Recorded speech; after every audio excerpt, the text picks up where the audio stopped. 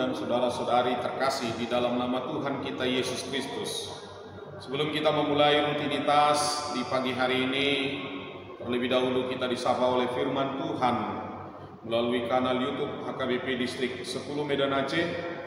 Melalui firman Tuhan di kitab Yesaya 9 ayat 3 demikian bunyinya.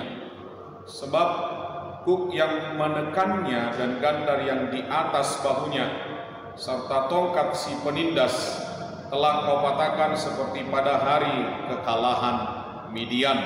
Demikian firman Tuhan. Bapak Ibu saudara-saudari terkasih, nubuat Yesaya ini benar-benar menjadi kenyataan sewaktu pemerintahan Hizkia. Pada waktu itu Yerusalem dikepung Sanherib dan para tentaranya. Mereka mengolok-olok Hizkia dan Allah daripada bangsa itu sendiri. Tetapi tangan Tuhan yang kuat menolong Hizkia dan membebaskan bangsa Yehuda dari kepungan Sanherib dan tentaranya. Dan itu boleh kita lihat dari kitab 2 Raja-Raja 19 ayat 34 sampai 37 demikian bunyinya. Dan aku akan memagari kota ini untuk menyelamatkannya oleh karena aku dan oleh karena Daud hambaku. Maka pada malam itu keluarlah malaikat Tuhan, lalu dibunuhnyalah 185.000 orang di dalam perkemahan Asyur. Keesokan harinya pagi-pagi tampaklah semuanya bangkai orang-orang mati belaka. Sebab itu berangkatlah Sanherib raja Asyur dan pulang, lalu tinggallah ia di Niniwe. Pada suatu kali ketika ia sujud menyembah di dalam kuil Nisrok Allahnya, maka Adramelek dan Sarezer anak-anaknya membunuh dia dengan pedang, dan mereka meloloskan diri ke tanah Ararat. Kemudian Esarhadon anaknya menjadi raja menggantikan dia. Maka dengan demikian Hizkia dapat bebas dari tekanan Asyur dan tidak membayar upeti lagi seperti sebelumnya.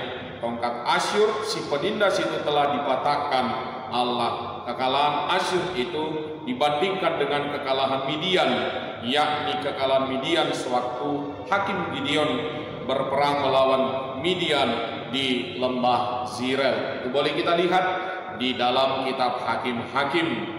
Nah, tentara Sanherib yang mati terbunuh 185 orang itu oleh malaikat Allah dibakar habis tanpa membuka sepatu dan pakaian mereka, semuanya dibakar agar tidak timbul wabah penyakit karena bangkai-bangkai mereka yang akan membusuk.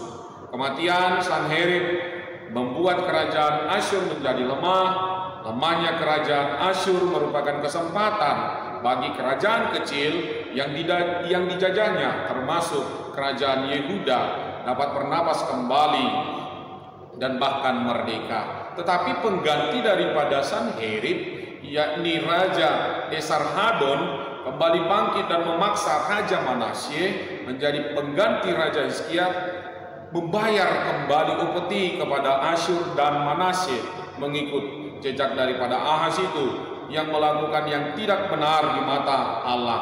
Namun selama pemerintahan ayahnya Raja Hizkia, Yehuda benar-benar aman dan tidak terkalahkan oleh raja dari Asyur berkat pertolongan Allah yang diikutinya dengan setia. Oleh sebab itu, dari kitab ini pun juga kita banyak belajar. Di dalam perjanjian lama ada perkataan kuk yang sering dipakai untuk menggambarkan perhambaan, untuk menggambarkan tentang perbudakan yang diderita oleh bangsa Israel di bawah penindasan Mesir, Asyur, dan bangsa-bangsa lainnya. Dan bahkan berulang kali kita melihat di dalam Alkitab bahwa Allah berjanji mematahkan kuk yang berat itu. Dan Nabi Yesaya berbicara tentang datangnya seorang pelepas yang pada suatu hari akan menuntun umat Allah kepada sukacita, damai sejahtera, kebenaran dan keadilan. Pribadi itu adalah Mesias, Yesus Kristus, anak Allah. Dan itu kita rasakan melalui kematian dan kebangkitannya.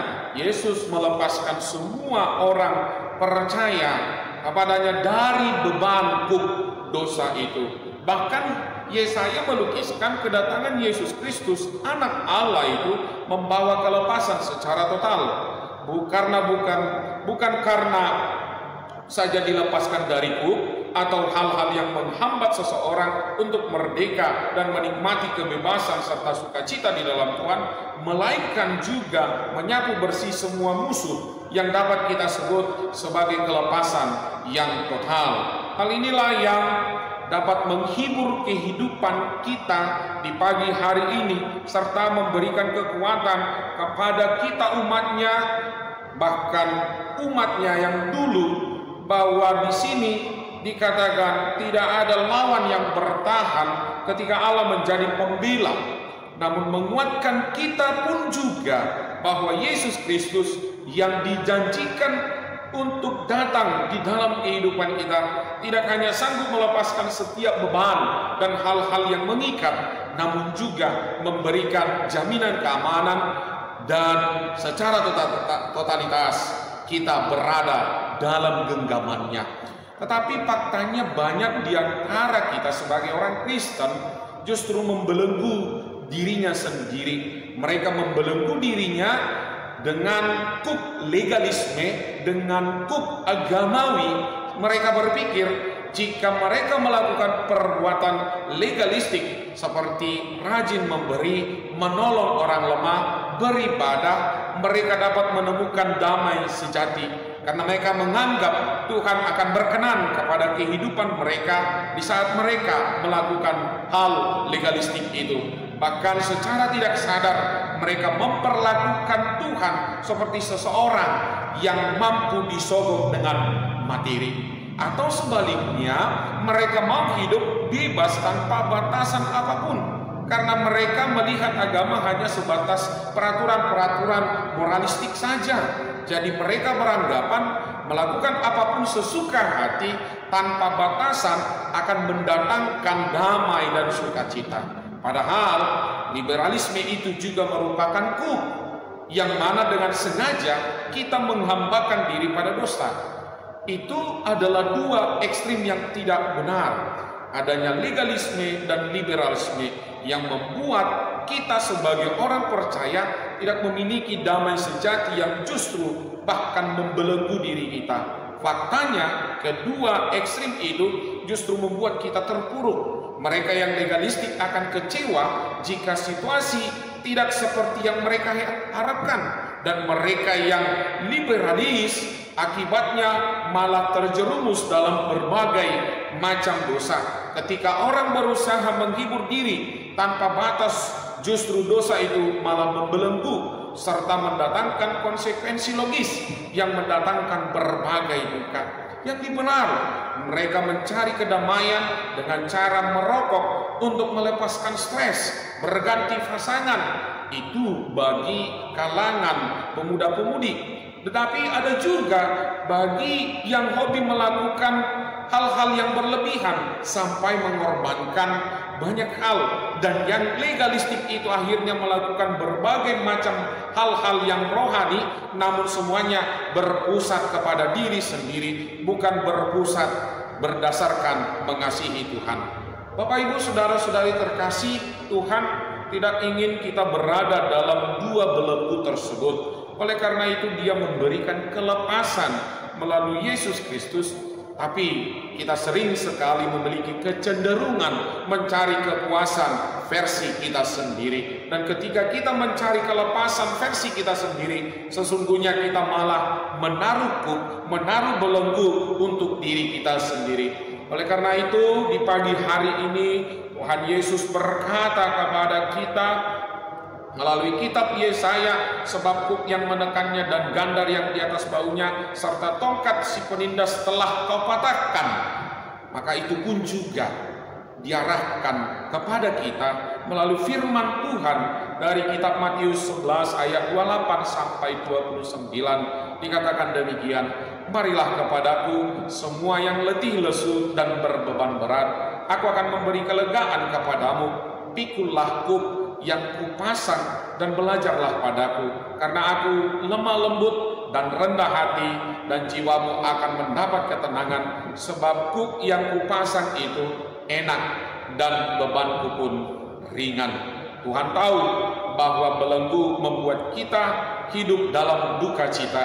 Oleh sebab itu, Dia memberikan dirinya melalui karya penebusan, yaitu salib itu, supaya kita dapat merasakan damai dan sukacita yang sejati. Marilah Bapak Ibu Saudara-saudari terkasih, kita datang kepadanya karena kuk yang diberikan oleh Tuhan itu sangat ringan, karena sesungguhnya Kristus sudah menggantikannya dan kita tidak sendirian untuk menanggungnya. Dan anugerahnya melalui Roh Kudus itulah yang akan memampukan perjalanan kehidupan kita. Dan firman pagi ini tentunya menjadi penghiburan bagi kita sebagai orang yang percaya, orang yang telah ditebus oleh Tuhan kita Yesus Kristus, yang membawa pengganti daripada kuk itu dan memberikan kekuatan serta jaminan bahwa saat ini Tuhan kita Yesus Kristus benar-benar telah mematahkan kuk itu. Bukan itu saja Bapak Ibu Saudara-saudari terkasih. Dia tidak hanya sanggup melepaskan setiap beban dan hal-hal yang mengikat, namun juga memberikan keamanan yang totalitas ketika kita berada dalam genggamannya. Ketika Tuhan Yesus Kristus menjadi pusat perhatian kehidupan kita, maka sekalipun menghadapi situasi yang tidak kondusif, kita akan tetap dapat mengalami yang namanya damai sejahtera. Tuhan tidak hanya membawa kita untuk mengenal Dia dan membebaskan kita dari belenggu, tetapi Dia rindu supaya kita juga membawa damai itu kepada sekeliling kita. Selamat merayakan dan menikmati kebahagiaan bersama dengan Tuhan di semua aktivitas kita. Tuhan memberkati. Amin. Mari kita bagikan renungan harian ini. Tuhan Yesus memberkati.